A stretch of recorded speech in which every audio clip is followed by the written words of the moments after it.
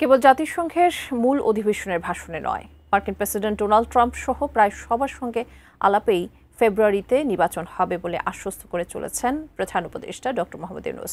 এদিকে প্রধান উপদেষ্টার ভাষণের প্রতিক্রিয়ায় ফেব্রুয়ারিতে নির্বাচন হওয়া নিয়ে সংশয় নেই বলে জানিয়েছে বিএনপি।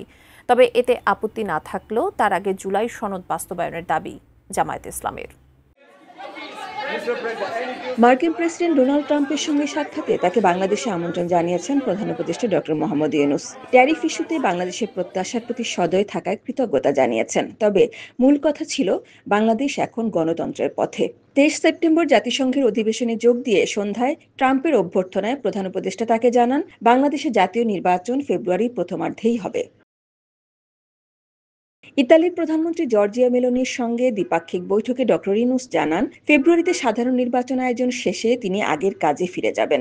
আগামী ফেব্রুয়ারিতে বাংলাদেশের 12 কোটি ভোটারের জন্য অবাধ, সুষ্ঠু ও বিশ্বাসযোগ্য নির্বাচন আয়োজনের অঙ্গীকার জানান ফিনল্যান্ডের প্রেসিডেন্ট আলেকজান্ডার স্টাবকে। বলেন, গত 15 বছর ধরে দেশের মানুষ একটি অবাধ ও স্বচ্ছ নির্বাচনের অধিকার থেকে বঞ্চিত রয়েছে এবং এখন তারা ফেব্রুয়ারির জন্য অধীর অপেক্ষায়।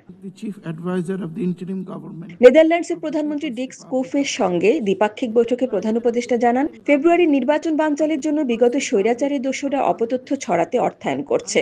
এমন অপতথ্য বিশ্বব্যাপী গণতন্ত্র প্রতিষ্ঠায় বাধা হয়ে ওঠার শঙ্কা জানিয়ে এসব ঠেকাতে সবাইকে সহযোগী হয়ে কাজ করার আহ্বান জানান প্রধান উপদেষ্টা। বিশ্বব্যাংকের প্রেসিডেন্ট অজয় বাঙ্গার সঙ্গে আলাপে নির্বাচনের প্রস্তুতি নিয়ে কথা বলে বাংলাদেশ থেকে বিগত শাসনামলে পাচার হওয়া সম্পদ ফেরাতে সহযোগিতা চাইলেন ডক্টর ইউনূস। কারণ এই সম্পদ বাংলাদেশের ভোটাধিকার বঞ্চিত মানুষের।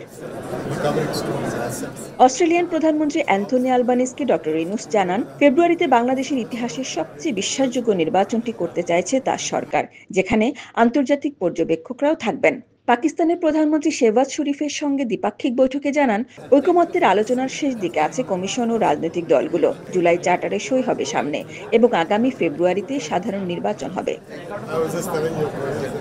সব মশার বিরুদ্ধে সুরক্ষা দিতে এলো বসুন্ধরা এক্সট্রিম অ্যারোসল, মশার বিরুদ্ধে এক্সট্রিম সুরক্ষা। অর্থাৎ আগামী ফেব্রুয়ারির প্রথম দিকে অবাধ, সুষ্ঠু, গ্রহণযোগ্য ও বিশ্বাসযোগ্য নির্বাচনের অঙ্গীকার তুলে ধরছেন বৈশ্বিক পরিমণ্ডলে।